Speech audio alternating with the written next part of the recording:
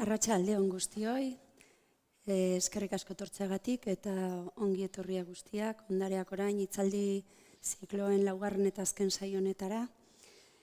Maiatzaren lehen astean hasi ginen, Tolosako Zezen plazaren birgaitzearen hitzaldi batekin. Bigarren astean pregastro, historia aurreko dietari buruzko ikerketa baten inguruan aritu ginen. Pasaden astean itsas arkeologia izan zen gaia, eta gaurkoan bertsolaritza izango dugu hizpide. Foru Aldundiaren ondare historiko artistikoaren zerbitzuaren egitekotako bat, ondare kulturalaren ezagutza, sustatzea eta babestea da, eta haren parte da ondare inmateriala ere. 2024an Eusko Jaurlaritzak bertsolaritza ondare inmaterial izendatu zuen Euskal Autonomia Erkidegoan. Nafarroako gobernuaren eta Ipar Euskal Herrian Frantziako gobernuaren izendapenei jarraituz. Ondare inmaterialtzat izendatzen den lehena izan da bertsolaritza Euskal Autonomia Erkidegoan. Eta aitortza hori komunitate oso baten lanari esker lortu da, bertsolari eta bertsozaleena lanari esker alegia. Hontaz guztia sarituko gara gaurkoan. Saioaren lehen zatian Aritz Zerain izango dugu.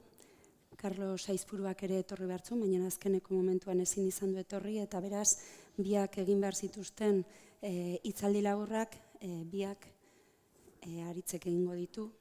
Hitzaldi labur bakoitzaren ostean, denbora izango duzuen nahi duzuen galderak egiteko, eta ondoren, hemen ditugu gure artean Beñat Gaztelumendi eta Maialen Ujanbio bertsolariak, eta haien bertsoez gozatzeko aukera izango dugu. Hasiko gara orduan, Aritz Zerain Miner, Hernaniarra, bertsozale elkarteko koordinazio taldeko kidea da, finantza egiturako arduraduna gaur egun eta koordinatzaile orokorra ere izan zen 2008 eta 2019 artean.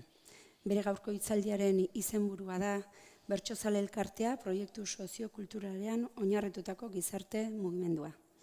Aritz, nahi dezunean.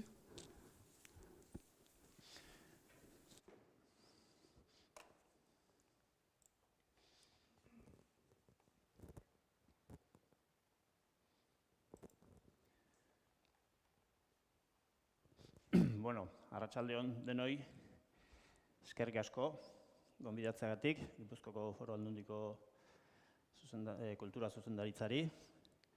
Eskerrik asko ekine, aurkezpenagatik, eta, aipatu bezala ekinek, bi pertsona ginean aurkezpena egitekoak, bi zatitan banatu dugu aurkezpena, baina, azken momentuko gora bera diala eta nik neuk ingo dut, eta, ordena ere pixkat orrun aldatu ingo dut, eta, hasiko gea pixkat Carlos Aizpuruak egin behartzun atalari helduta,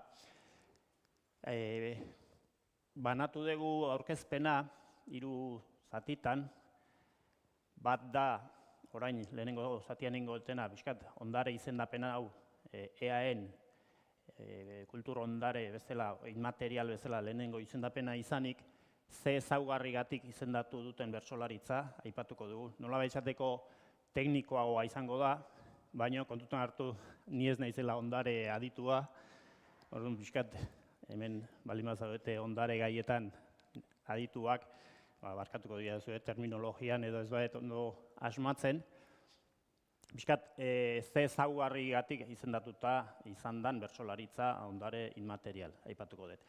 Eta gero bigarren zatian, pixkat nik egiteko asmozan zatian, bai sartuko naiz, ondare izendapena guretzako, eta gero aurkezpenean azalduko da, ondorio bat izan da, bertsolaritzaren inguruan sortu dan mugimendu guztiak egindako lanaren ondorio bat bezala guk ala bizi dugu, izendapenean ere ala aipatu dute, eta bigarren atalean hori aipatzen saiatuko naiz. Eta gero, 3. atalean ja, ondare inmaterialak duen ezaugarri nagusi bat da, bizirik dagoen ondare badala, eta guretzat garrantzitsuna hori da, bertsolaritza bizirik eta gaur egungo gizartean oso errotuta dagoen adierazpen bat dala, eta horren adibide zuzeneko bat, eskainiko dizue Maialenek eta Beñatek. Espero dut nik ez gehiegi aspertzea zuek, gero beste behaiek doble lan izango dute berriz ere giro altxatzen eta. hasiko naiz orduan. Kainik aipatu bezala, bertsolaritza interes kultural inmaterialeko ondare izendatu berri da EAEn, Eusko Jaurlaritzak 2024an izendatu zuen, baina aurretik Nafarroan izendapen berdina edo antzekoa izenak ere ez dialako guztiz bat etortzen administrazio guztitan, eta hori bada guretzako zailtasun bat, eta bertsolaritzaren zailtasun bat, administrazioaren banaketa hori bera ere. 2018an Nafarroan izendapena eman da zioten ordurako, 2022an, eta pixkat hau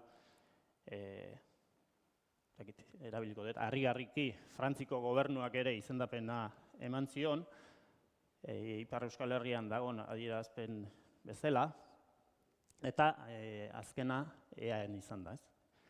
Guretzako dena euskararen lurraldean, euskarari oso, ikusiko duzuten bezala aurkezpenean, euskarari oso lotutako ibilbide bada, bertsolaritzaren ibilbidea, eta bueno, EAEn azkena izatea harrigarri ere bada, baina bueno, hori eta ondare adituek gehiago dakizue hortaz, ondare inmaterialaren inguruko legedia askoz berriagoa dalako, eta EAEn 2019an onartu zalako izan zen, ez? Bueno, gaur egun behintzat, esan dezakegu, bertsolaritza euskararen lurralde osoan 3 administrazio pean eonik, bueno, izendapena orokorra badala, ez? Eta, bueno, izendapenakin aitortza, esan dut, aitortza bezala ulertzen degula guk izendapena, eta aitortza mugimenduaren, bertsolaritzaren ingurun sortu den, kultur mugimendu oso baten lanaren aitortza bezala bizi dugu, ez? Eta, bueno, Jaurlaritzan izan genean, aurkezpenaren egunean, hori ere azpimarratu zuten, ez? Bertsolaritza, bizi berritu egin du, bertsolaritza gaur egun gizartean dagoen lekuraino ekarri du, bere inguruan sortu den mugimendu guztiak, ez? Da antolatu den proiektu soziokultural guztiak, ez? Eta, bueno, horren aitortza izan da. Eta gero, bertsolaritzak ondare izaerako dituen baloreengatik ere izendatu da. Bueno, deskribapen bezala hemen sartuko naiz Jaurlaritzaren aurkezpenaren lehenengo zati hau oinarritu dugu Jaurlaritzak berak egindako txostenean bertan. Beste balio batzuk izan daitezke, beste deskribatzen batzuk ere bai, beste bizipen batzuk ere bai seguru asko, baina hemen ingo dugu legeak aipatu duenetik nola izendatu gaituzten, ez? Dapateko diskurtso baten sorkuntza poetiko musikal bezala deskribatzen da, eta hori bere oinarri nagusia hori da, bapatekoa izatea, sorkuntza adierazpide bat da, eta pertsona batek edo bate baino gehiagok elkarrizketan egiten duten adierazpen bada, eta baditu arau batzuk, arau nagusiak dira, kantatua izanik, melodia batzutan sartzen da, eta melodia horiek bere metrika dituzte, 10, 8, 7, 6 famoso horiek, bertsolaritzaz sakondu duzuena gehiago bereizten dituzue, bertsolaria behaiek ez dituzte bereizten, baizik eta kantatu dute naturalki, baina metrikak agintzen du eta errimak agintzen du baita ere, ez? Pixkat deskribapenean hori jasotzen da. Komunikazio modu bada, baliabide poetiko erretorikoak erabilita, eta errealitatearen ezagutza jartzen du hori, gertatzen ari dan horren inguruan kantatzen dulako bertsolariak, eta gertatzen hori dana delako garrantzitsua, eta gertatzen ari dan hori diskursora, neurri horietara, eta tokatzen den errimetara ekartzeko artea dalako nolabait esateko, ez? Komunikazioa bi momentutan gertatzen da, bertsolariak ofiziotan edo bat baino gehiago aideanean elkarrekin duten komunikazio unetorriko hori, batetik, eta bestetik ezinbestekoa dana da bertsozaleak edo hartzailearen eta bertsolarien arteko komunikazioa, ez? Bertsolariak ze transmititzen duen entzuten ari denengan, eta aldi berean entzuten ari denak ze transmititzen dion bertsolariari, ez? Bi norabidetako komunikazioa da. Hemen badago misterio bat, eta hori ez daiku argitzen, noiztik datorren bertsolaritza, baina ez dakit olako generoek haserako fetxa bat inoiz izaten duten, edo ondare materialak segurazko bai, eraikitzen dianean, baina ondare inmaterialan ziurrenik ia denetan gertatuko da, noiz hasten dan, ez dagoela jakiterik, ez? Da horrek ere bere balioa badu, bere simbolismoa badu, ez? Dakiguna da, aspaldikoa dela, hola definitzen da, aspaldikoa, baina bizkat ahozko genero bat izanik ahozkotasunari lotutako, ez? Ahozko gizarteari transmisioa ahoz egiten zen garaikoa da, eta erdi aroko ahozko zeari lotzen zaio, ez?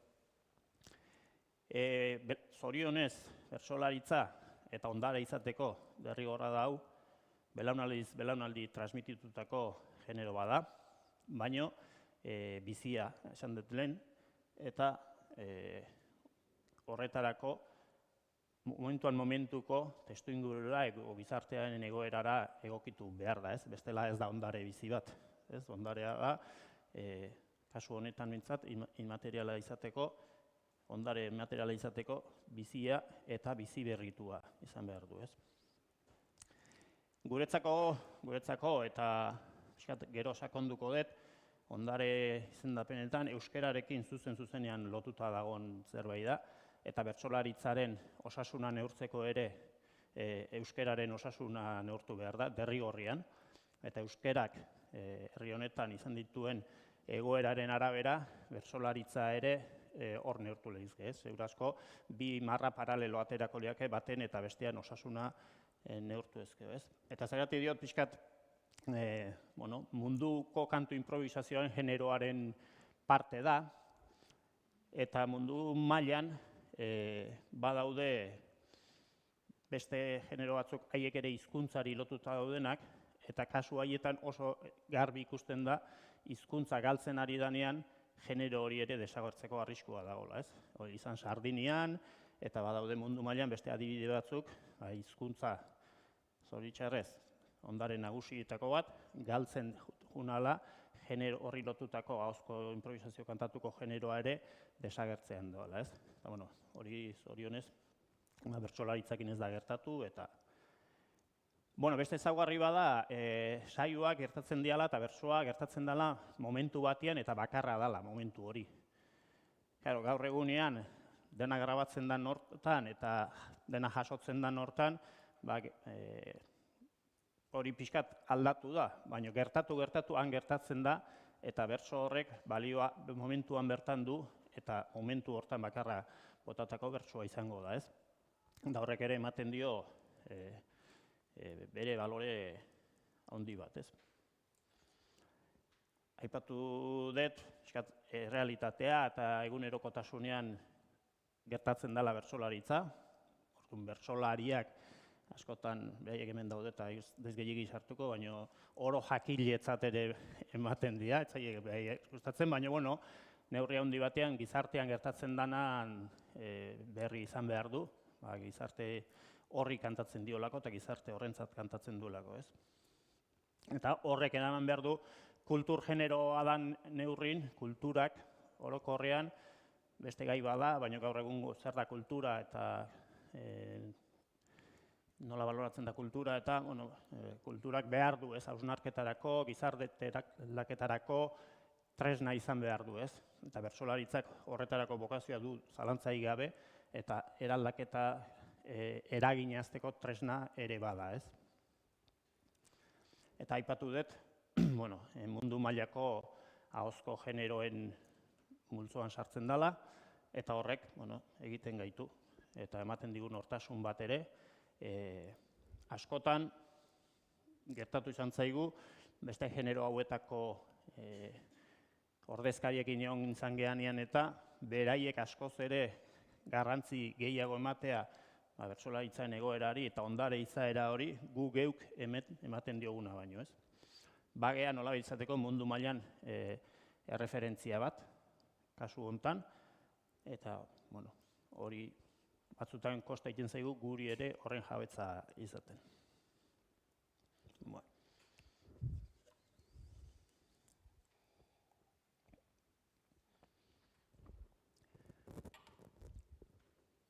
hiru alderdi aipagarri edo txostenian agertzen dianak, pixkat mendez mende transmititu dela aspaldiko hori, lehen aipamena edo dator pixkat kuriosoa da, baina da, Bizkaiko Foruan tan dago 1952 bertsolaritzari buruzko lehen aipamena, eta kuriosoa da lehen aipamen hori debekatzeko edo ukatzeko egin izana.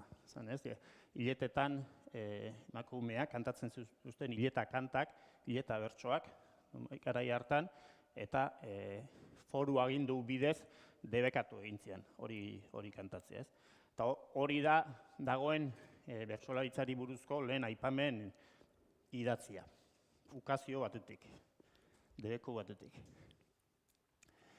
Ordura arte, geroztik, 18 mendera arte ez dago korpus handirik, eta ezin da bertsolaritzaren historian ere asko ezin da sakondu korpus horren falta, eta gero 19. mendean pixkat hasten da hori dokumentatzen, eta batipat bertso idatzia jasotzen hasten dira, eta horre hasten da nola bitzateko bertsolaritzaren historia bat sortzeko aukera bat. Garai hartako klasikoan izen pila bat etortzen zaizkigu, pila bat, ez hainbeste, izen konkretu batzuk etortzen dira, horra aipatzen dianak, eta ez dira beste zenbait izen azaltzen, ez? Eta gaur egun, zorionez, pixkanaka errekuperatzen hasi gera, izen horiek behintzat, garai hartan, emakumezko bertsolariak ere kantatzen zutela, plazan bazen bitzala, eta isilarazi edo, lehenengo ukazio horri segida emanez, urte luzetan, ez dakit, ala espreski debekatuta, beste arrazoi askogatik, baino ezkutuan egon izan dira, eta poleki uste torzor historiko bat badagola. 20. mendera iritsita, hor ja grabagailua sortzen da, megafonia sortzen da, eta grabatzen hasten da, eta gaur egunetik ikusita ematen du anekdota bat, baina gertakari oso garrantzitsua da, badago bertso aldi famoso bat Txirritaren ahotsakin da Pelorretoaren ahotsakin Donostira espreski ekarri zituzten grabatzeko eta mikrofonoari edo kantatzen diote, ez pixka zerbait magikoa bezala. Baina horrek ahalbidetzen du korpus bat sortzen hastea, bertsolaritzaren inguruko korpus bat sortzen hastea, eta ja ezagutu lehen esandako ibilbidea eta bertsolaritzari buruzko historia sortzen hastea aukera ematen du, ez? Gaur egun bertsolaritza kulturalia ezpide arrakastatsua da, eta behin da berriz errepikatzen nahi naizen arrazoi horietatik, ez? Bi aipatzeko, ez? Edukita formetan publikoaekin konektatzen asmatu dulako, publiko mota askorekin asmatzen dulako konektatzen, eta horri buruz gero ere pixkat aipamen batzuk izango dira, eta gero egungo errealitateari eta jendearentzat interesa duten gaiei kantatzen zaielako, ez? Bi arrazoi nagusi horiek behintzat gaur egungo arrakasta edo azaltzen dutenak. Aipatu dut, euskarari lotutako, erabat lotuta dagoela bertsolaritza, bere mugakin, da bere aberastasunekin, da muga da 600.000 euskaldun garela, eta horien artean egiten dugu komunidadea, eta hor gertatzen da bertsolaritza, ez? Eta, hori aipatu dut, idea. Guk egiten ditugu bertsozale elkartean 10-12 urtean behin edo azterketa soziologikoak, eta hor galdetzen diogu bertsosaletasunari buruz, eta hor ikusten dituzue datuak, estadistikak dira, baina oso bertsozalea zea, nahiko bertsozalea galdetzen dugu, eta pixkat erantzunak hor ikusten da, 10,7 oso bertsozaletzat definitzen du bere burua, 25,7ak bertsozaletzat eta 27,6ak nahiko bertsozaleak. Orokorrean euskaldungoaren 74%ak aitortzen du bertsozaletasun maila horietako da kopuru esanguratsua da hori. Eta hau jarri duen, nukleo horrek, oso bertsozaleen nukleoak bertsolaritzaren ekosistema osoa erreproduzitzeko gaitasuna izan dula. Bueno, hori eztabaidagarria izan daiteke datu hori, bakarrik oso bertsozaleena izan dan, edo, baina, bueno, pixkat datu ez jazteko. Bueno, bertsolaritzak ze agerraldi edo ze modutan azaltzen da, gaur egunean kalkulatzen da 1.700-1.600 saio egiten diala urtero, Xenpelar Dokumentazio Zentroa daukagu, bertsozale elkartean, eta hor datu bilketa izugarri bat egiten da, eta hor gutxi gehiago kopuru hortan ibiltzen geha, urtean zehar egiten dian bertso saioen ingurun. Beste datu badaukagu zenbat bertsolari kantatzen duten, plazan zenbat bertsolari dabiltzan, da azken 2 urtetan 400 bertsolari ezberdin aritu dira, bertsotan kantari. Eta, bueno, lehen aipatu ditugun izen konkretu horietatik, zenbateko saltua egindan.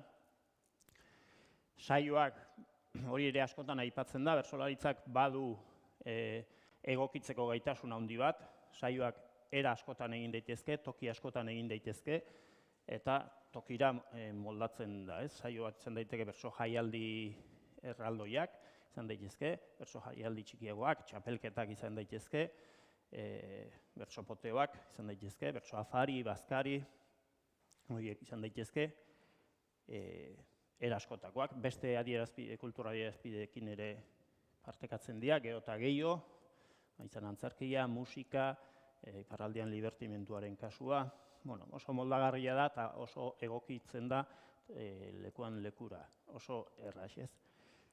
Honen inguruan badago pixkat informalidade puntu bat galdu ote dun, garai bateko gehiago kantatze ote zan, edo espontaneoki gehiago azte ote zan, bueno, hor badago debatetxoa, gure barruan dabilkiguna, baina, bueno, moldagarritasuna bintzat ondia. Txapelketekin sartuko naiz gero momentu batean, baina, bueno, gaur egunean gizartean arrakasta gehien duten saioak izango dira, gero estadistiko ikusiko dugu bertso plazan urteko jardunean oso portzentaje txikia okupatzen dutela, baina, bueno, bai mediatikoki eta bai, bueno, bertso mugimenduari ematen diotenagatik ere referentzialtasun ukaezin badaukate, eta gero pixkat aipatuko dut. Ondare ikuspegitik eta txapelketak eta bere kontraesanak eta txostenak landu dituzten teknikoek ere aipatu izan dizkigute eta gero pixka sartuko naiz txapelketen gaiarekin.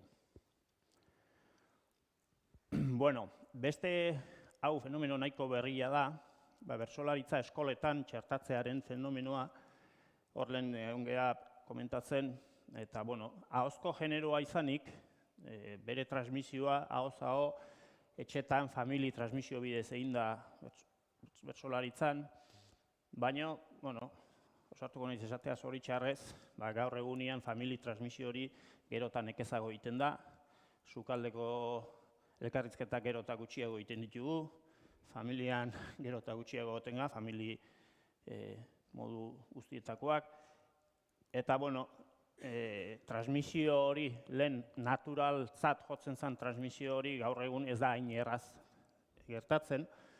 Hor, eskoletako transmisioa zuharzko garantzia du eta bere garaian apustu gintzen 80. hamarkadan, 80. hamarkadan herrialde guztietan poliki-poliki sartzen juntzen bertsolaritza eskoletan. Hau ere euskerari lotuta sartu zen, ahozkotasuna lantzeko, bertsolaritzak dituen baloreak lantzeko, entzuteak, diskursoak ordenatzea, jendaurrekotasuna, gai hori denak lantzeko eskoletan txertatu zen, eta euskal kultura ere eskoletan egoteko estrategiki bezala. Eta honek transmisioan gero ikusiko duen bezala bertsolaritzaren biziberritzean izugarrizko garrantzia eduki du. Hor ikusten dituzu datu, gaur egun lehen hezkuntzako 5. eta 6. mailan normalean, ematen da, kasuan badaude salbuespen batzuk, baina urtero 30.000 haur pasatzen dira, bertsolaritza ikastetik.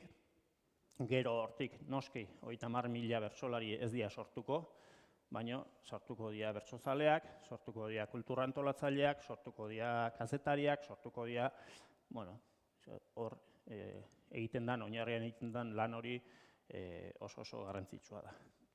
Honi lotuta 2008an argitaratu zen bertsolaritzaren kurrikuluma, lehen aipatu ditudan horiek, bertsolaritzak dituen ezaugarriek pertsonaren garapenean egin dezaketen ekarpenari lotuta, eta hori hainbat ikasmaterial argitaratu zen hortik, eta bere emaitzak eman ditu. Azken urtetan honi buelta eman diogu berriz, eta uste eta orokor xamarra ere badala, eskoletan liburu hain gainean ikastetik, berriz ere gure kasuan behintzat, ahozko sorkuntza bat izanik, ahozkotasunean oinarritutako pedagogia bat landu dugu, azken urtetan, eta bizkat berriz ere, bertsolaritza eramateakun behintzat, eskolatutik liburuak desagertu eta ahoz transmititzeko eta ahoz irakasteko metodo bat lantzen nahi geha. Uste orokorra dala hau ere, zendet liburutik ahozkora eta guain igual digitalera pasatzea guaz denak, baina hori beste gai bada. Bertsolaritzan bizi berritzean beste komponente oso garrantzitsu bat bertso eskolen mugimenduaren sorrera izan da, ez? Bertso eskolak, gaina forma asko ditu, eskola bezala ulertzen balema da, noski balio dutela bertsolaritza lantzeko, bertsolaritzan teknika lantzeko, baina guretzako asko ze balio gehiago dute kultur ekosistema bezala eta tokiko ekosistema bezala, ez? Bertso eskola badagon herrian edo bertso eskola badagon eskualdean, bertso saioak antolatuko dira, bertsolariak sortuko dira, gai jartzaileak sortuko dira, eta bertsolaritzari lotutako ekosistema guztia lekuan bertan erreproduzitzeko gune bat izaten da bertso eskola, ez? Denetire dago, baina ez da bakarrik bertsotan ikasteko gune bat, ez? Askoz gehiago hartzen duen kontzeptu bada, eta bertso eskolen bere ikusiko dugu bilakaeran oinarrizko, maialen laportuko diot, oinarrizko kanpamendu deitu ziren behin, agur batean, eta badia.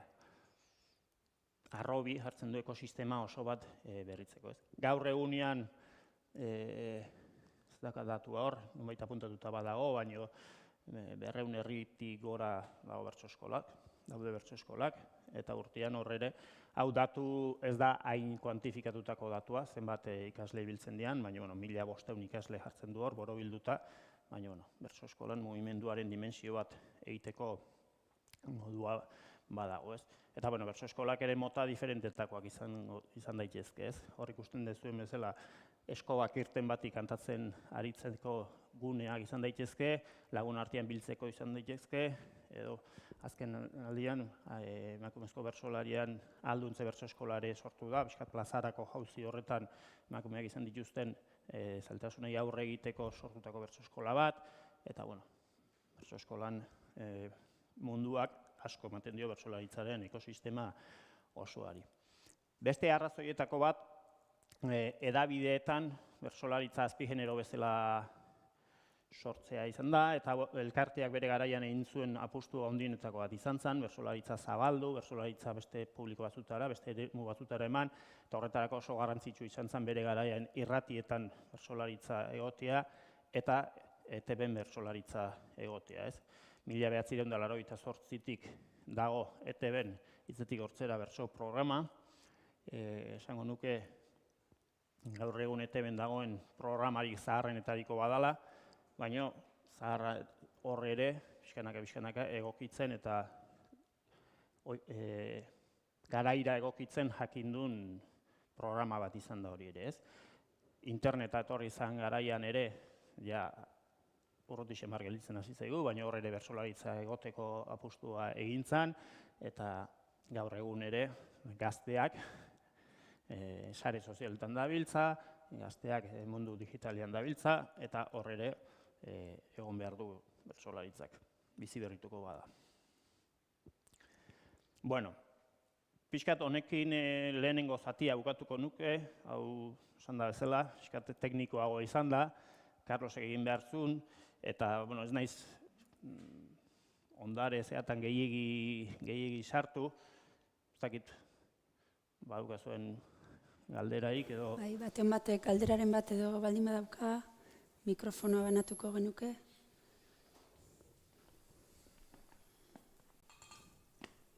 Badirudi ezetz. Ez diazue deskantzatzen dutzen naiz da? Bueno, orduan orain bai, ez da? Orain, Bertsozale Elkartea, proiektu soziokulturalean oinarritutako gizarte mugimendua. Orain bai. Orain bai. Vale, hauen saiatuta zeon, Bueno, Carlosek bere bukaeran ere batzeukan, Bertsozale Elkartea, ekosistema hortan izan da ardatz nagusitako bat, eta bazazkan nola pixkat apunte batzuk, baina hau saltatu ingo ditut, eta zuzenean sartuko naiz egiturara edo pixkat lehen esan dakoa, ez? Gu bertso munduan eta ondare izendapenakin pixkat errezelo puntu bat izan degunak izan geha, pixkat ondarea, bueno, hemen bai sartuko naiz terreno pantanosotan, aditu balen bazabete behintzat, izan da, ez, pixkat aura hori izan du ikutu ezin, auskorra, zaindu beharra, ez, eta pixkat batzutan, ez, zahar edo aintzinara ematen zigun, ez, eta hor pixkat ondare izendapenoekin, pixkat ez geha ibili oso, eroso, baina, bueno, ondare inmaterialaren izendapenak eta hor pixkat aurreatu dan neurrian eta hor eroso sentitzen geha. Eta, bueno, hemen jarri dizuet pixkat 2019ko ondare ez materialaren legiak zer esaten duen, ez? Bueno, kultura ondare inmateriala deitzen da komunitateek, taldeek eta hala badagokio pertsonek onartzen dituzten praktikak, esamoldeak, ezagutzak eta jakiteak, bai eta tresnak, objektuak eta lotutako kultur espazioak ere. Beren kultur ondaretzat onartzen dituztenak. Kultura ondare inmaterial hori, komunitateek eta taldeek, belaunaldiz belaunaldi helarazia birsortzen dute etengabe. Naturaren eta beren historiaren eraginez. Ematen die identitate eta jarraipen sentimentu bat kultura aniztasunaren errespetua eta giza sorkuntza sustatzen dutena. Gago lauletuta ematen du a ber.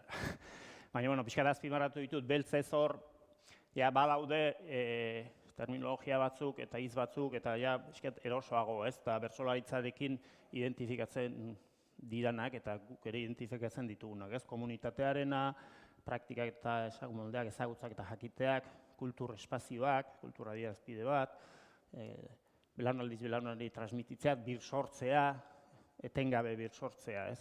Hori dalako bertsolaritzaren ezaugarria eta hori dalako elkartea sortu zanean, egintzun kultur proiektuaren helburua, ez? Bertsolaritza bizi berritzea eta bertsolaritza gaur egunera ekartzea, ez? Bueno, pixkat bigentzu bideak esan zuen, no? Azkeneko esaldi hau, bukaerako esaldi hau, aurkezpena egin zanean, ez? Bueno, orduan pixka zentratuko naiz, gizarte mugimendu edo Bertsozale Elkarteak egin duen proiektu soziokultural horretan, ez? Aipatu dut, bertsolaritzaren jatorri argirik ez dagoela, baina garbi dago ahozkotasunari lotuta dela, ahozko literaturari lotuta, eta lehen aipamenak ere aipatu ditut, eta aipatu ditu baita ere genero unibertsala dela, ez? Mundu mailan, Senpelar Dokumentazio Zentruan, 98 adierazpide jasota daude, ahozko improvisazio kantatua nun existitzen da, eta mundu osoan existitzen da. Horrek garbi ikusten du, ahozko zei lotuta dagoela eta genero unibertsal batetaz ari gehala. Euskal kulturari oso lotuta dago, euskal kulturaren adierazpide garrantzitsuenetako bada, eta euskal kulturaren garai ezberdinetan ja leku bat izan du, ez? Eta leku bat izan du pixkat ja lorejoketan dagertzen da, euskal literaturari lotuta eta euskal literatura indartzeko erabiltzen dira, bertso saioak antolatzen dira, Antoni Abadiak antolatzen ditu, idatzizko eta bapateko bertso lehiaketan bidez eta presentzi desiente dauka garai hartan, gero euskal pizkundea deitutako mugimendean ere gerra bitartean izandako mugimendu hortan ere leku eta garai hortan gainea bertsolaritzak desprestigio puntu bat ere badu. Ez oso tabernatako jotzen da, edo sagardotegitakoa, edo pixkat kultur munduan desprestigio puntu bat ere badu, eta pixkat horri buelta ematen dionetako bat bada onmanu lekuna, ez? Eta buelta emateko lehenengotako Eusko Ikaskuntzaren 5. Kongresuan, Bergaran, herri poesiaren inguruko hitzaldi bat egiten du leku honak, eta hor aipatzen du bertsolaritza adibidetzat, ez? Eta, bueno, ja pixkat buelta ematen hasten zaio, eta prestigiatzen hasten da berriz, ez?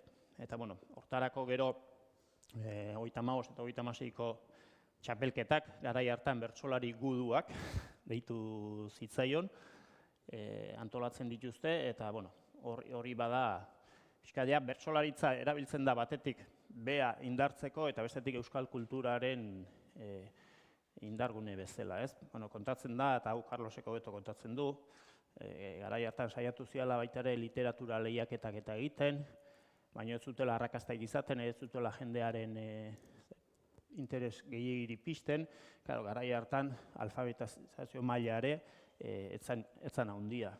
Literatura herritarrengana iristeko zailagoa zen, ez da, hori lortu zala bertsolaritzaren bidez, ez? Ahozko generoaren bidez erraisago iritsi zala, eta, bueno, pixkat, bertsolaritza erabili zala euskal kulturari bultzada bat emateko, ez?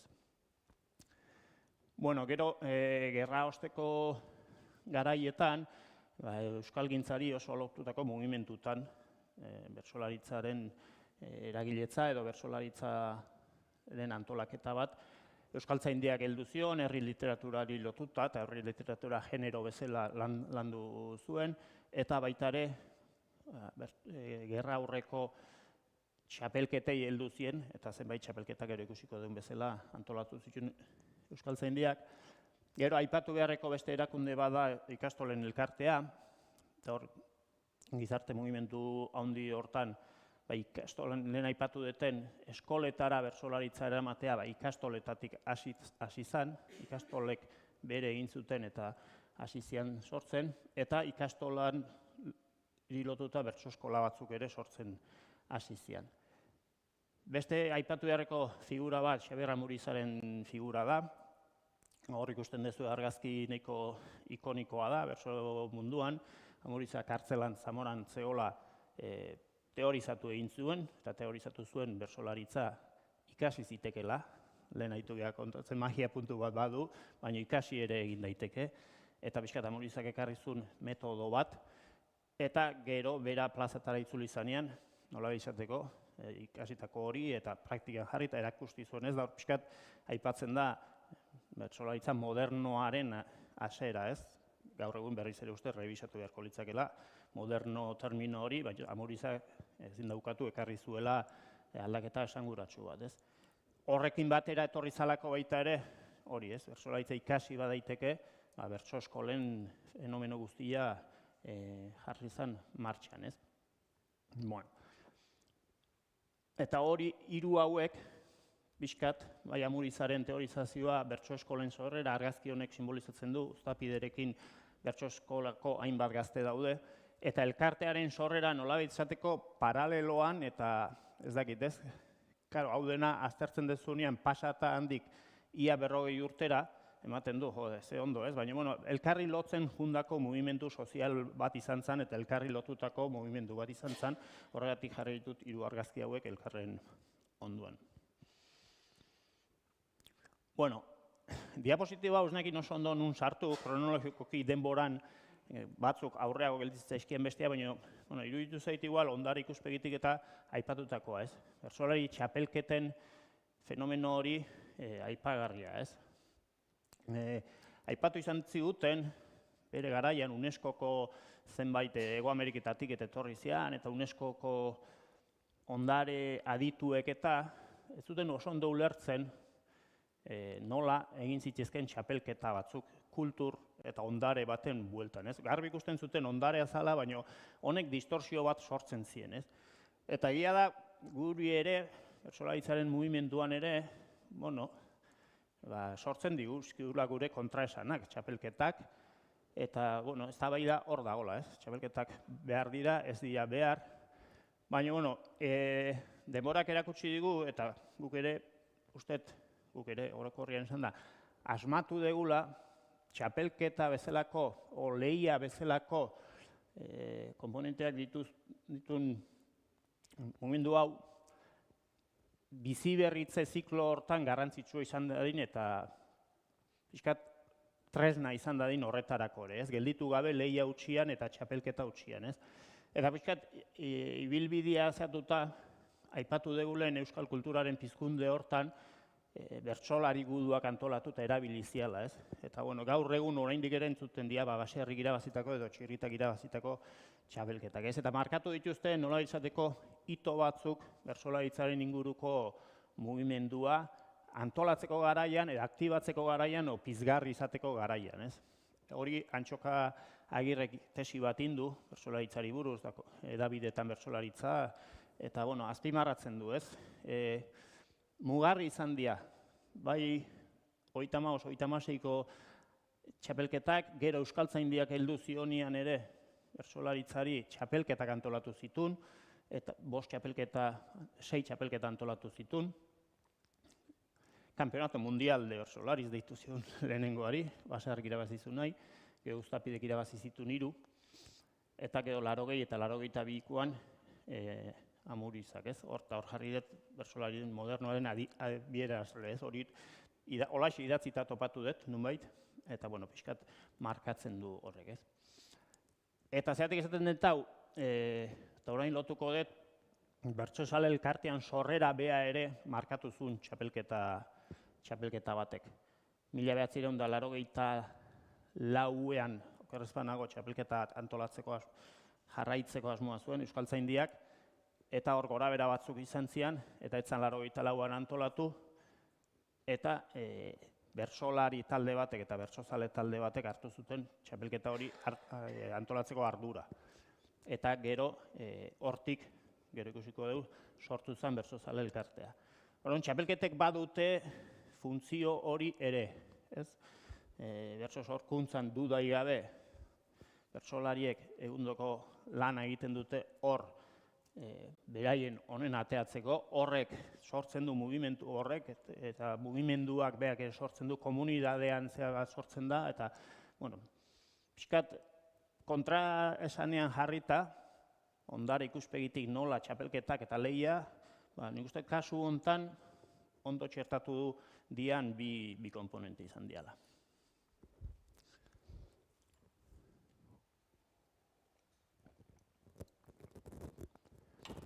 Bueno, badakit letra asko ikusten nahi zatela, baina, bueno, hau bere hortan jarri nahi izan dut, 1987an bertsozale elkartea sortu zen, eta aurretik pixkat ze giro zegon edo, bueno, frankismo garai osteko giro bat, demokrazia horra aipatuko da gero sortzen edo demokraziara iritsi ginen, omen, bueno, ze giro zegon orduan, eta, bueno, galdetzen dezunean gaur egun bertsozale elkartea sortu zuen jendeari, zergatik sortu zuten, ez dizute esaten arrazoi bat. Lehen esandako faktore pila bat elkartu ziala eta horren, eta faktore horietako bazan mugimendu sozializugarri bateko garaia zala orduan, ez? Eta, bueno, bertsolaritzak ere horren isla izan zuela, ez? Garai hartan bertsogintza politiko eta soziala deitu zitzaion, Amurizako orduan egin zituen, bertsogintzari buruzko ekarpen horiek, eta beha deitu zion Koldo Tapiak egin zuen, barkatu ez dakit esan deten, idatzi zuen hau horrela, produkzio unitateak, ez? Bertsolariak, bertsozaleak, produkzio unitateak deitu zion bertso eskolei, ez? Eta poliki-poliki juntzian, prestigioa, lehen esan duten desprestigiatze hori, prestigioa berriz ere handituz joan zen, eta saioak ere ugaritzen juntzian. Eta testu inguru honetan, da gero ikusiko dugu, bertsozale elkarteak egituratzen juntzian banan-banan, ez? Ia jaialdi bat ez egiteatik, oso gutxi egitetik, pixkanaka rekuperatu zian bertso saioak, eta egun bat egitera pasatu zian garai hartan, gero ikusiko dugu gaur egun zenbat egiten dian. Eta, bueno, lehen aipatutako frankismo ondoreneko garaian euskal kultura, gutxi gehiago deno dakizue, nola egon zan, horren aurrian, lehen esan dugun bertsolaritzak duen egokitzeko gaitasun horren bueltan, horrek ere hori ere aldeko izan zen, ez? Beskat, bueno, ez zuen hainbesteko azpiegitura beharrik, eta, bueno, jazarpenari iskin egiteko ere errexago izango zen, pentsatzen. Eta, bueno, bertsolaria eta kuriosoa da, esaldi hau nire asko gustatzen zait, bertsolaria agente sozial rebelantea bihurtu zen, eta historiaren lehen aldiz kolektibo bezala funtzionatzen hasi zen, eta demokrazia zertzen enteratzeko bilerak egin zituzten. Pixka kontestu hortan jarrita, ez gaur egunean entzuten duzu, baina, bueno, garai hartako kontestun jarrita, bueno, esanguratsua da. Bueno, esan dakoa. 1987 Euskal Herriko Bertsozale Elkartea sortu zen, aipatutakoa, txapelketak antolatzeko, txapelketak inguruan sortu zian eztabaida batzuk, eta lehia eta kontu horrekin, eta pixkat bertsolari batzuk faltan botatzen zuten, pixkat belaunaldi berriak ere plazara nola sartuko zian, lekua egiten zitzaion txapelketa komunitatea artean elitista zen, oso euskaltzaindiak aukeratzen zituen bertsolari batzuk eta haiek bakarrik kantatzen zuten, da ja bazetorren bertso eskoletatik eta mugimenduetatik gazte gehiago, eta bueno, ikusi izan zerbait gehiago beharra zegoela, ez? Orduan, bertsolarik, bertsozale asko desenteri laguntza eskatu zieten, eta 1986ko Euskal Herriko Bertsolari txapelketa antolatu zuten, belodromoan egin zana lehenengoa, eta 9.000 persona juntzian, txapelketa hortan, Sebastian Lizasuk irabazizun.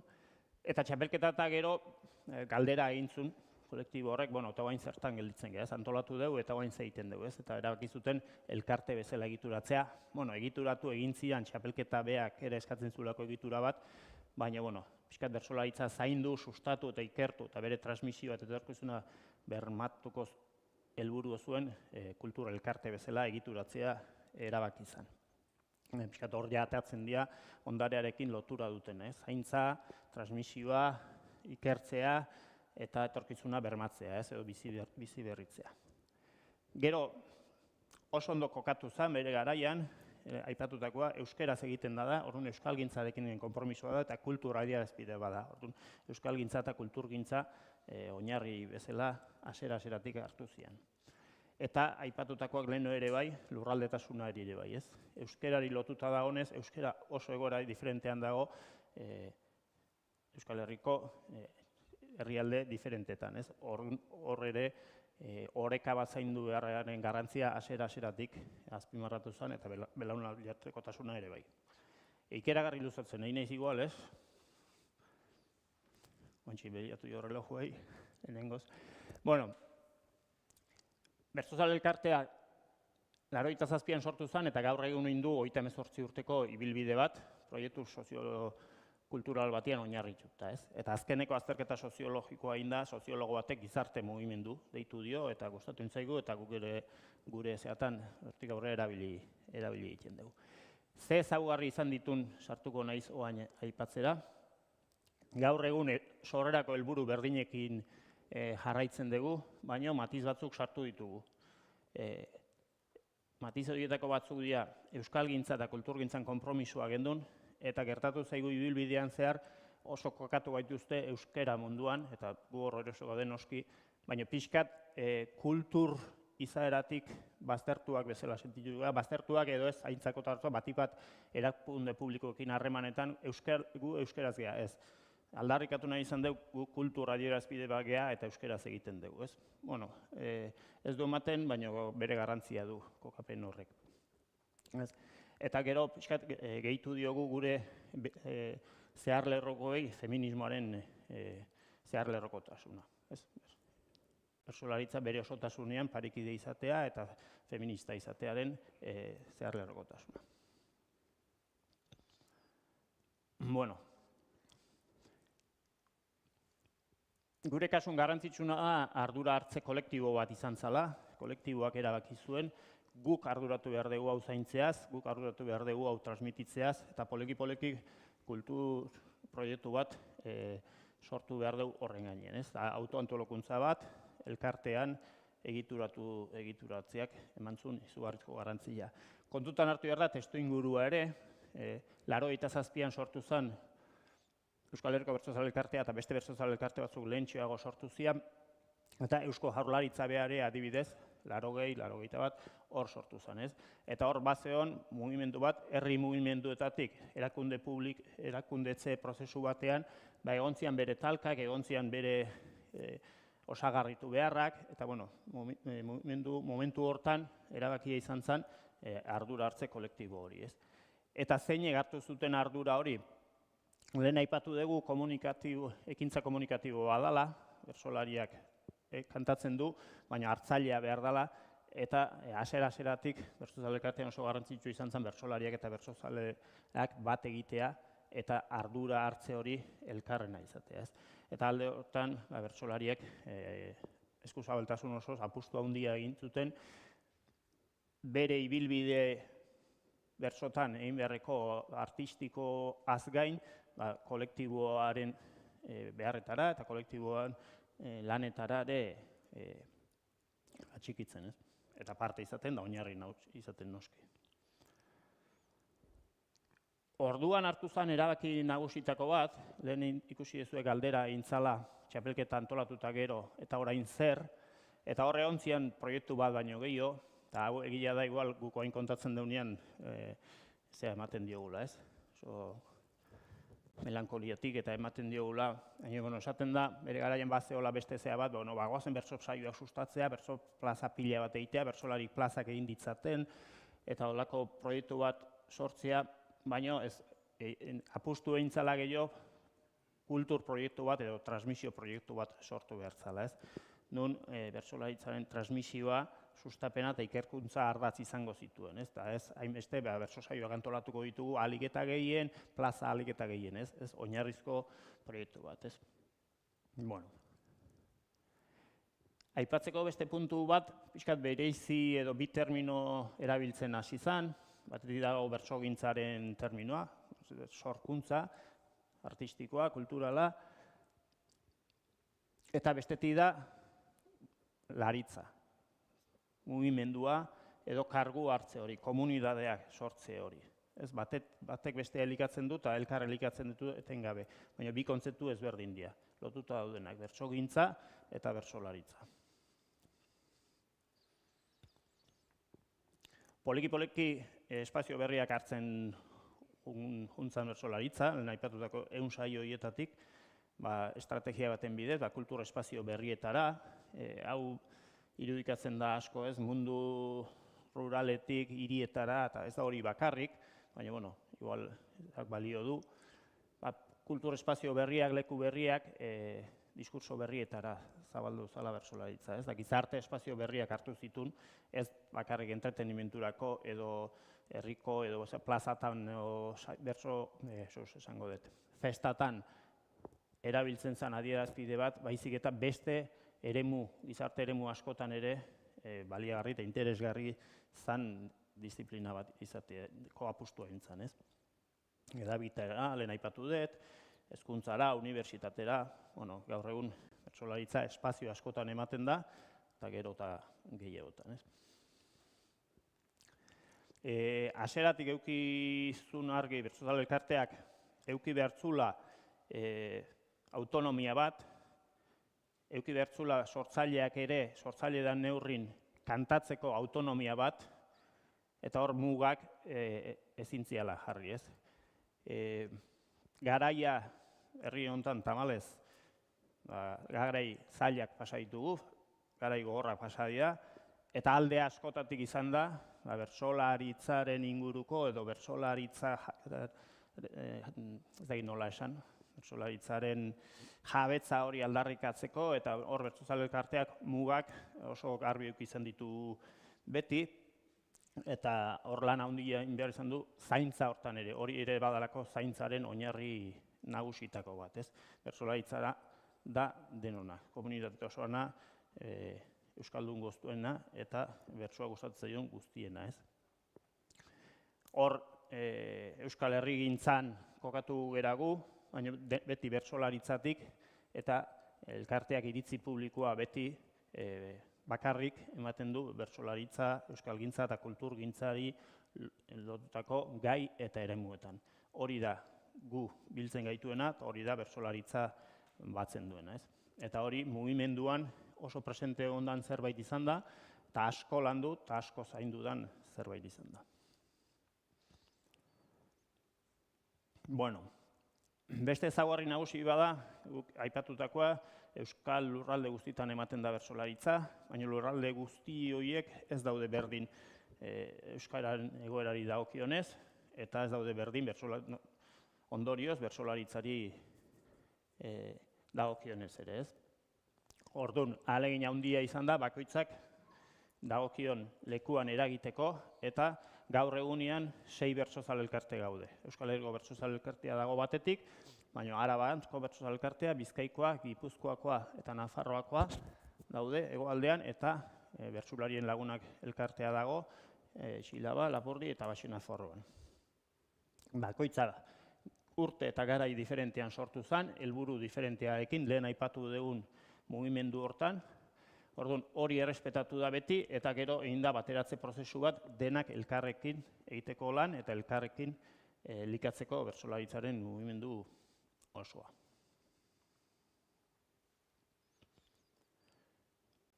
Beste gure ezaugarri nagusituko bada, lan profesionala eta lan bolontresa uztartzen asmatu degula. Gaur egun gero eta zailagoa da, baina horri eusten saiatzen gea, eta horrek ere ekosistema osoa aberastu du. Eta beste parte garrantzitsu bat hoixe da, ez? Bertsozale elkartea bada gaur egun bertsolaritzaren mugimendu horren ardatza nolabait esateko, edo bakoitzak hitzik egokiena jarri ezaiola, baina ez da hori bakarra, lehen esan duen ekosistema oso zabala da, gu gola irudikatzen dugu, herri bakoitzean daude antolatzaileak, erakunde publikoa daude, hedabidea daude, aditua daude, unibertsitatea daude, ikerlaria daude, ekosistema oso zabala da, eta hori dena artikulatzen da, horri dena parte izaten asmatzeak daka bertsolaritzaren, biziberritzearen sekretuetako bat, ez? Bueno, aipatutakoa, ekosistema guzti horrekin egiten dugu lan. Bueno, beste gai bada gogoetaren gaia, etengabe biziberritzekotan, etengabe nola zauden, nola dagon bertsolaritza aztertu behar da, eta horri bertsozale elkartetik egundoko garrantzia eman diogu, ez? Hor ikusten dituzu zenbait azterketa soziologiko egin ditugu, elkarteak sororan egin zuen 87an lehenengoa, ez, barkatu, 87an bertsolarien perfilaren inguruko azterketa soziologiko bat egin zuen, eta geroztik 3 azterketa soziologiko egin ditugu. 91 eta 13 bitartean SIADEKokin egin genuen, 2005 eta 2007 bitartean EHUko soziologia sailarekin egin genuen, eta errepikatu genuen 2015-18an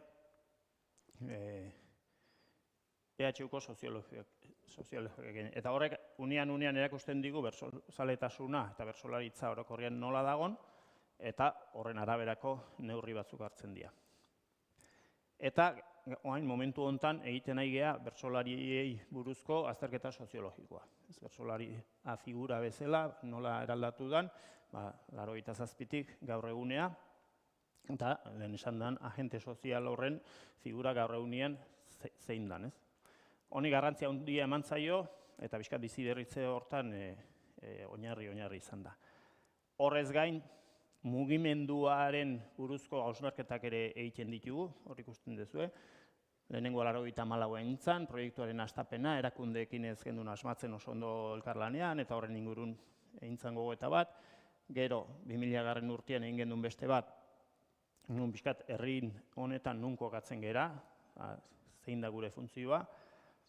Gero, Zarautzen 2006an gure proiektuak, eta hor pixkat hezkuntzan zer lan gendun eta zer toki gendun izan zen, eta orain egin berri dugu, berri. Ja, 18, berri deitzen diogu guk, 6 urte juntzaizkigu, Baiona eta Barrian egin genuen, gaur egunean, bertsozale elkartearen kokapena. Bueno, ja, bukatzen jongo naiz, bestela.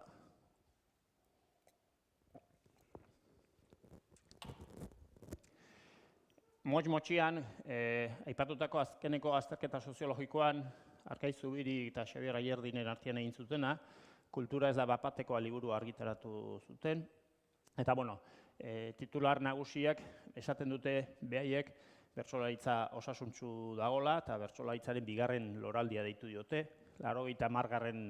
hamarkadan deitzen zaio, lehenengo loraldi edo booma ere deitu izan zaio, Melodromoko finala, jaialdi erraldoiak, pixkat boom sensazio batekin, ibilizian garai hartan, eta orain bigarren loraldi edo deitu zion behar, eta hain indartsu egoteko pixkat gizarte mugimenduaren eta proiektu soziokulturalaren garrantzia azpimarratu zuen.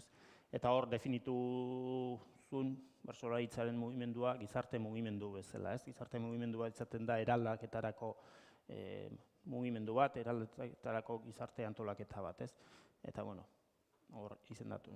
Gaur egunean egia da saioaren gorakada jarraitzen du, formatu txikiagoko saioak aidea asko ateratzen, aniztasunetako joera bat ikusten da pixkat bertso publikoa ere gustoko saiotara juten da, lehen 80. hamarkadan gehiago zen bertso saio balema zeon multzo dena bagoaz, gaur egun beste erabateko publikoa antolaketa da.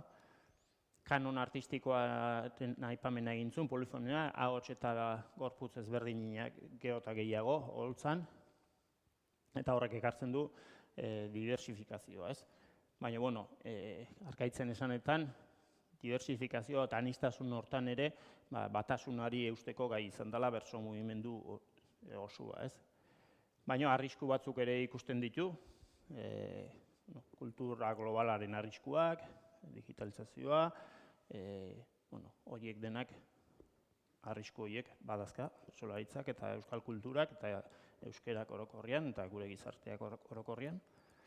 Eta etorkizunari begira, 3 klabe ematen zituen, eta bada etengabe transmisio proiektua belaunaldi berrien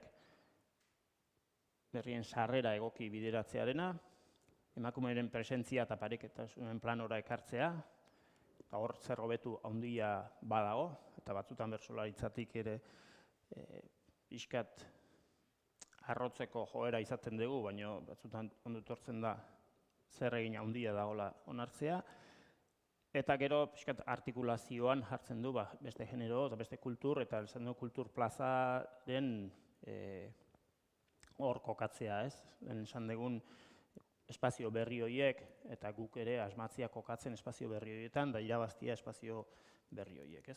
Hori, pixkat, oso labur esan da, 3 urtetako azterketa soziologikoak eta holako liburu batek esplikatzen duen. Guk geuk ere ingen duen gure gogoeta, eta hemen ez naiz gehiegi sartuko, pixkat berretxi egin dituen gauza asko, kokatu egin dituen, jardun eremu ezberdinetan, plaza da gure jardun eremu nagusia, baina gaur egun eskoletan balema gaude eta hainbeste ume bertsolaritza klasetan baldin badaude hezkuntza ardura batzuk ere baditugu, horren kontzientzia hartzea ere izan zen, eta, pixkat lehen aipatutako feminismoa ere gure zeharlerro zentral bezala kokatzearena izan zen. Egiturara pasako nahi zoain, honekin bukatuko dut. Aipatu bezala 6 elkarte ari geha, proiektu bateratu batuan, lurralde osoaren ikuspegi orokorra landuz eta lekuan lekuko bertsolaritzen egoera zainduz, eta 3 sail nagusi ditugu. Bertsolaritza sustatu, pixka plazari eta txapelketei eta lotuta dagoen arloa daukagu, ikerkuntzaren arloa dago, Xenpelar dokumentazio zentroa daukagu, eta 3. zutabea dago hezkuntzan gaudela. Eta gero zeharlerroan dauzkagu komunikazioa, edapena, administrazioa eta ikuspegi osoaren feminismotik egitea. Hau da erabiltzen dugun irudia, hau errepikatuta dago. Aipatutakoa, sustapenak arduratzen da bertso gintza lehen esan dugun gintza sorkuntzaren gertuen dagoen eremua da, berak egiten ditu plazaren azterketak, nola dagoen gaur egun plaza, gaur egun zorionez eta Xenpelar dokumentazio zentroan urtetan egindako bilketa lanan ondorioz eta garatu ditugun tresnan ondorioz azterketa oso zehatzak egiteko gaitasuna daukagu, zertan begia jarri nahi dan datuen bidez hori atatzeko daukagu, eta bueno, pixkat hori bada azpimarratu nahi dana, ez? Bizi berritzeko nola gauden aldiro jakin behar da, eta hortarako oso importantea da jasotzea, biltzea, antolatzea, eta zer aztertua eta zer ikertua egotea, ez? Eta lan hori ikusezina izaten da oso, eta tamalez herri hontan, baliabideak hortarako lortzea ere oso komplikatu izaten da, ez? Baina, bueno, gero denborak emaitzak hauek ekartzen ditu. Hau salten dengo dut, hezkuntza ardaz nagusia da, eskoletako aipatu dut, bertso eskolen ere aipatu dut, pixkat arlo hau antolatzen da bertso eskolan. Hori ere beti bertsozale elkarteak bertso eskolei ahalik eta autonomoek izaten uzten die, behar duten laguntza eskaintzen die, baina iruditzen zaigu herrietako lekuan lekuko mugimendu behaiek izan behar dutela ahalik eta autonomoenak, ez? Gero, aisialdiko proiektu desente dauzkagu, udalekuak adibidez, eskola arteko txapelketak, materialgintzaren aipatu deleno, eta bueno, hezkuntzan gaudenaren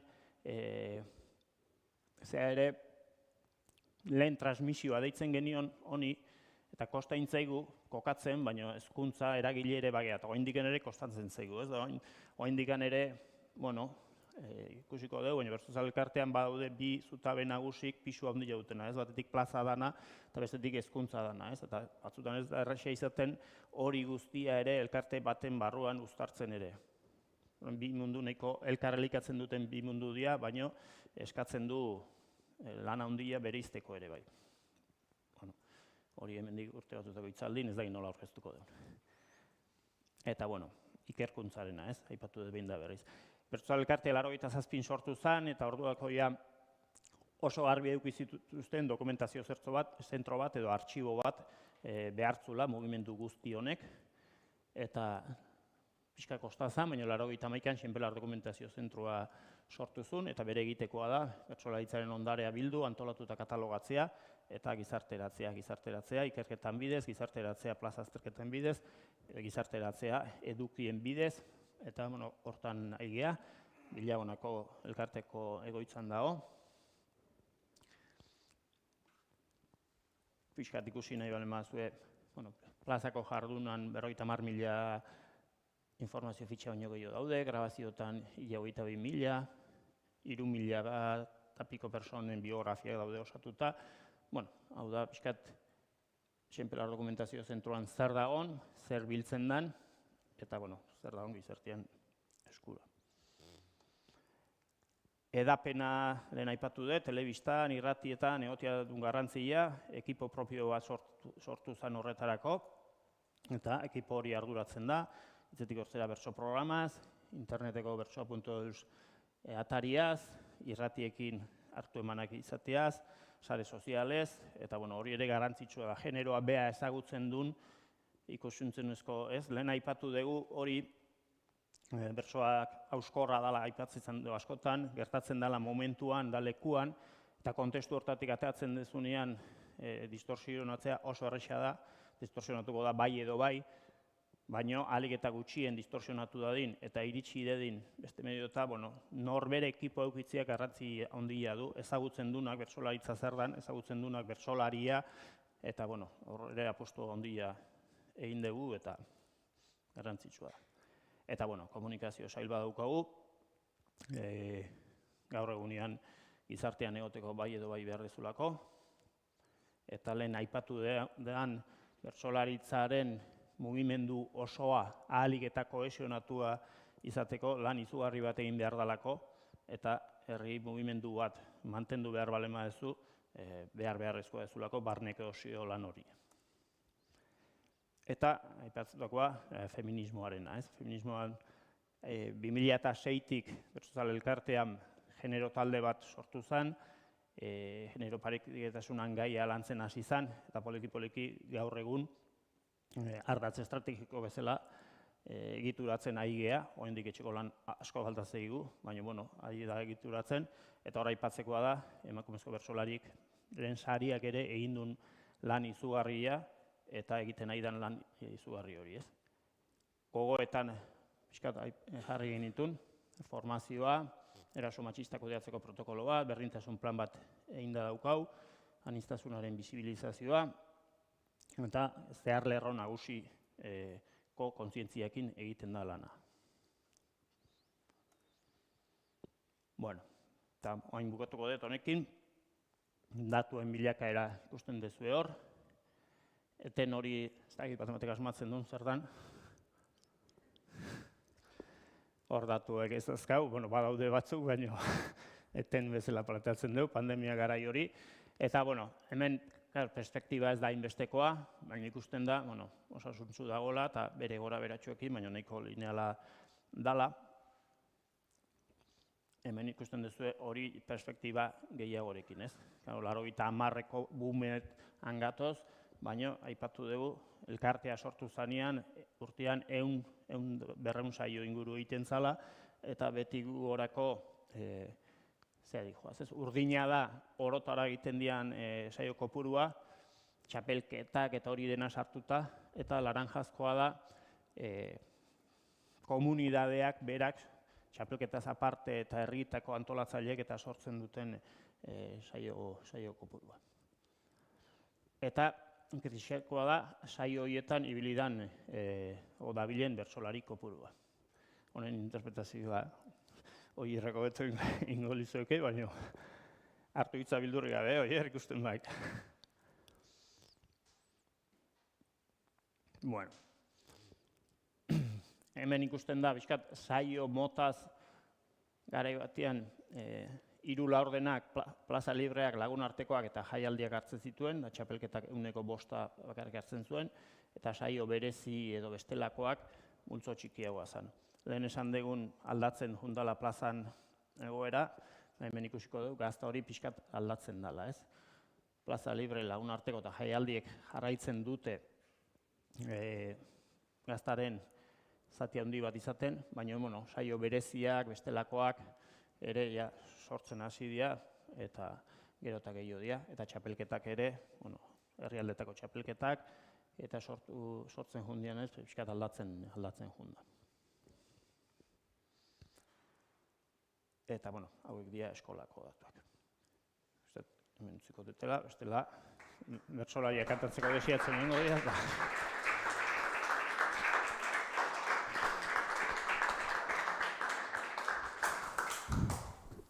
Galderarik baldin badago, batek zerbait esateko? Ez.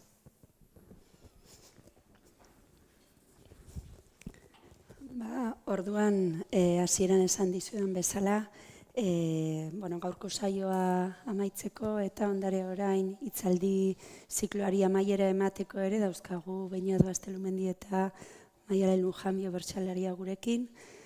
Esango nuke ez dutela aurkezpenik behar, baina behar izatekotan bertsolgintzari eta bertsolaritzari eta kulturari oro har egin dioten ekarpena laburtzea ez da batera erraza.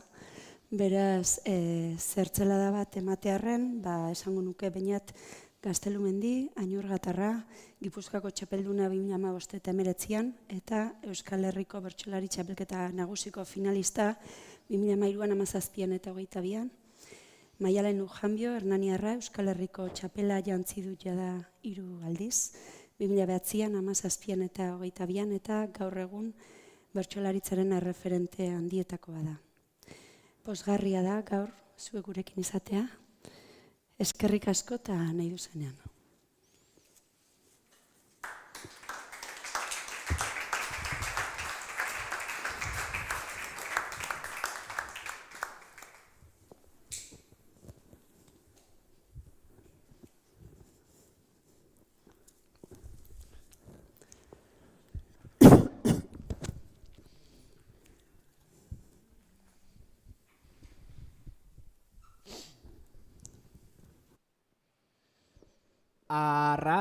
Arratsaldeon hasi gaitezen, gu gure kontu berritan, Horrelakoak gertatzen dira beste 11 herritan.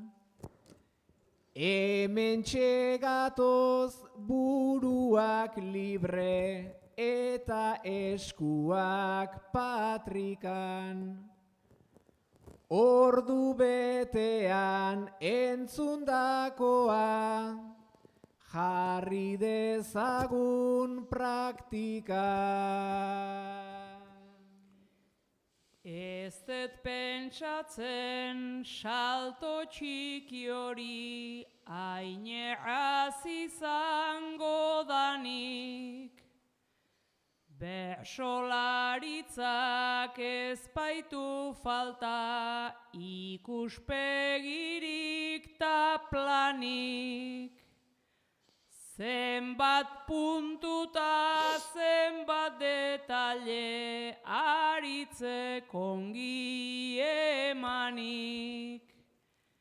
Entzun batean zailda sinisten, hori guzia geranik. Ai, historia luze bat ala, jarri digu parez pare. Pena da baina hor utzi dugu, galderarik egin gabe.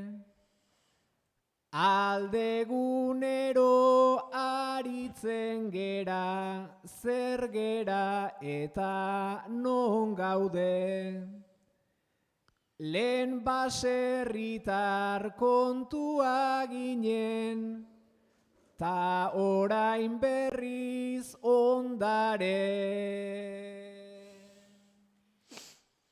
Baserritikan ziudadera pasaginen alegia, lehen eta orain bizitu dugu magina bat komeria. Baina egin den bide guztia hementxe zen ageria. Inmateriala zela hau baino, bada nahiko materia. Bai materia pixka bat bada, ez soilik gure ahotsa. Komunitate batek jartzen du, ta gure alde bihotza. Erakundeen adierazpenak, naizta daukan bide motza. Plazatik deitzen zaigun aldiro, jasotzen dugu aitortza. Txalota biba izaten dugu, plazatan hainbat alako. Erakundeek naizta aitortza, tal laguntza izan plako. Ondare izan gaitezke baina ez gaude museorako. Bertsolaritza aztertzen zailda, bizirik dagoelako. Zerbaitegatik iritsi zaigu, belaunaldiz belaunaldi. Bertsolaritza bizi izana, baitago 11 aldi. Beraz aitortza egiten zaio argatik gabiltz kantari.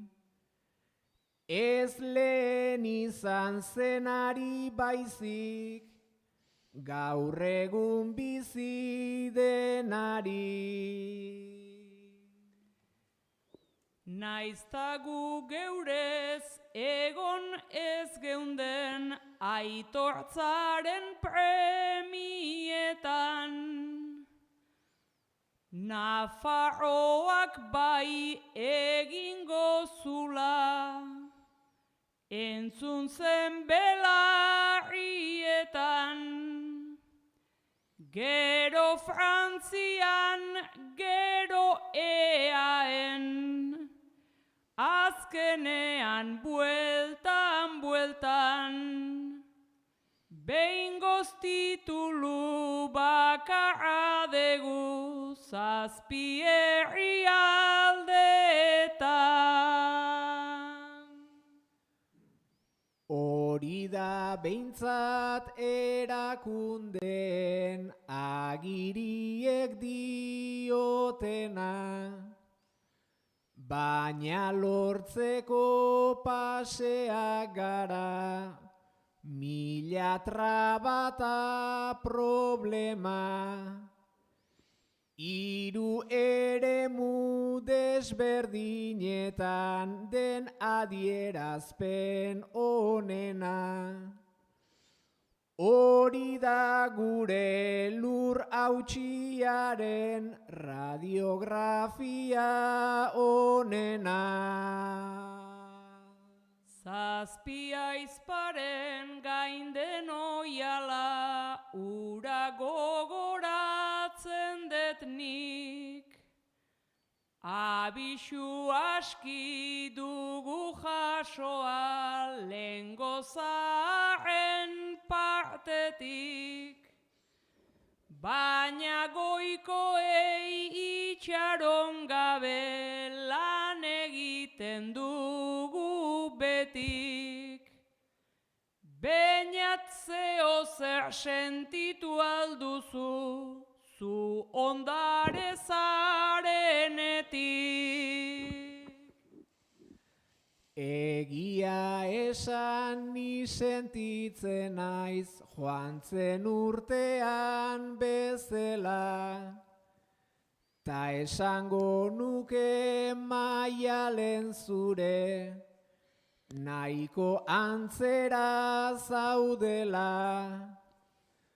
PowerPointean ikusi zaitut buru gainean txapela, ta gauza batez konturatu naiz, zahartzen ari garela.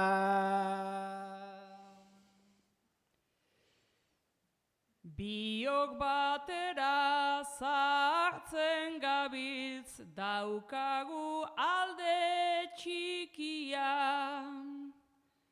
Bersolaritzan ibilbidea, igual elkarren bikia. Orain ondarea aitortza dugu kopetean atxikia. Ta ondaretik gu biok ere laizter gera relikia. Hori entzunda nere barrua, kolpetik hasi da puzten, ea ez diren espektatibak kolpe batean zapuzten. Bertsolaritza hasiko bada, museotan erakusten. Zainago ea zu eta biok, enbalsamatzen gaituzte. enbalsamatu eingo algaituzte, ala usteko altzenuke, ta ze irudi emango dute, gure oroimenaren truke. Ahotsa gorde ezin badute, ta hori dugu guk bertute. Mutu bagaude postura behintzat errez hartuko digute.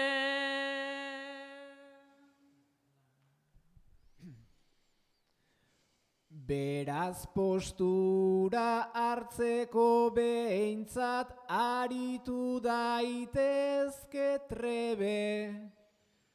Zurruntasunak improvisatzen sortzen du nahiko mesede. Jaso genuen horretan nola badaukagun nahiko fede. Izango dira gehiago muitzen diren eskulturak ere. Baina hemen txelengo erara asko mugitu ezinez, bersolaria noiz egondu da gerriak dantzatu grinez. Ubikuitate doaia orain garatu dugu gutxinez, aldi berean ari gaitezke bertan eta estriminez. Ordenagailu pantalla baten bestaldetik dihardute. Mundu digital honek baditu kalte adina bertute. Berotasuna estriminetik jaso beharko genuke. Hemendik baino txalo gehiago igual joko dizkigute. Eskatu eta entzun dituzu orain txalorik minenak, etxetan ere aditu dira batenak edo birenak. Nola pantailan atzean dauden lehen etxetik irtenak, Santa Teresa aurkitu ezin da bidean galdu direna. Santa Teresa gelditzen baita topo aldetik aparte. Nik banekien jende dexentek hartu nahi zuela parte. Garai berriek leku berriak bilatu beharra dakarte. Ni ere egon gabean nintzen gaur etorri naizen arte. Añorgarra izan ta etorri ez Gaztelu mendize marka. Eskerrak hemen jarri dizuten aitzakia eta data. Hau da lekua arri zementu dotorezia aparta. Zenbat ondare duen Donostik, sozializatzea falta.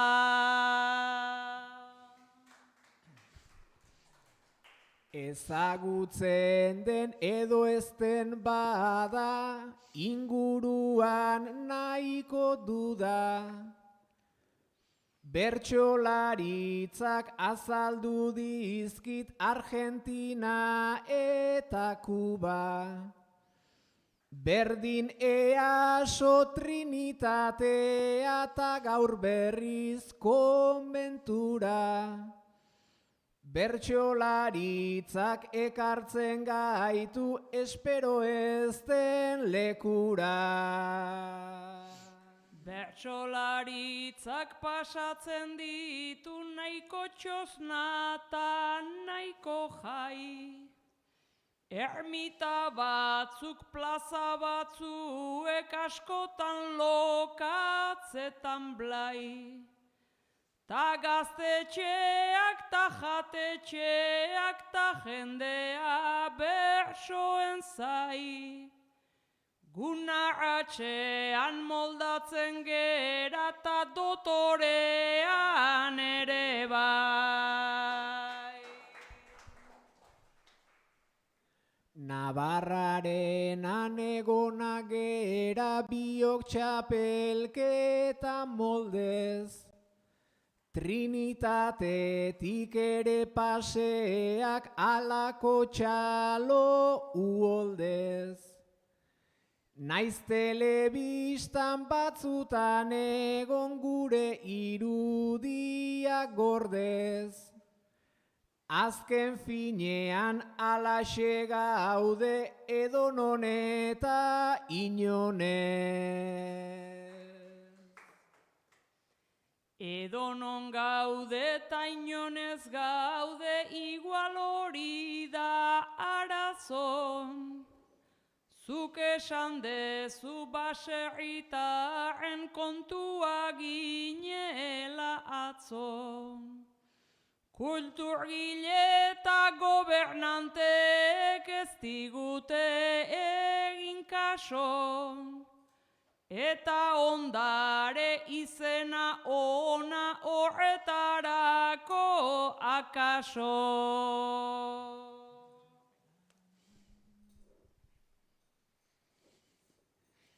Azken kolpea eman dezagun puntuka. Segi PowerPointikan guk ez daukagutan. Ia neuronak ere dauzkat agortuta. Aritzek letra asko jarri dizkigutan. Txostena idatzi eta pareta zurian. Gaur hortxe ibili da modu urdurian. Pentsa hori preparatzen nolaritu dian. Baina hobetzen goaz gure irudian. PowerPoint gintza dugu hobetu beharra. Hori arte handi bat da arte bat bakarra. Guk beti zaten dugu xumearen arra. Gure kultura baita ahozko xamarra. Argatik PowerPointen ez gara moldatzen. Mugak hasi beharko genuke onartzen. Hor nahiko galaxia eta letra bazen. Nahi genuken guztia ez da baina sartzen. Pantailarako daude ideia gehiegi. Bersogintza ala da eta ala bedi. Gure mugimendua ez baitago geldi. Taugaritzen ari da segi eta segi. Zenbat forma dituen ta zenbat kolore. Guztiak esplikatzen ez badira hobe. Gazte zar andra gizon eta tartekore. Denak museo baten ezin dira gorde. esplikazioa doa horrela aldatzen. Bersogintza benetan, bitxien almazen. Kontua ez delako lehen nolakoa zen. Izan ginen ta gero bizitzera guazen. Mundu bat aberatsa da bersolaritza. Naiz berez sinplea den doinua ta hitza. Biba egin zutenak lehenengo plangintza. Plan hortatik aurrera tiratzen gabiltza. Baina betiko ere ezingo da jardun. Jendeak jaloa hartu digula demagun. Nola afalordua gainean daukagun. Eskerrik asko esan da bukatu dezagun.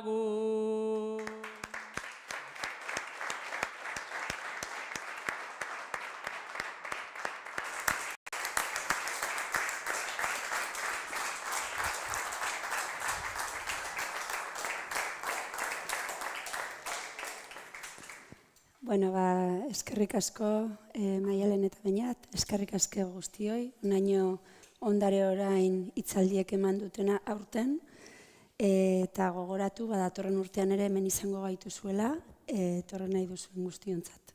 Eskerrik asko.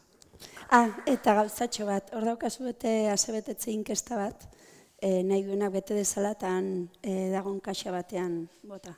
Eskerrik asko.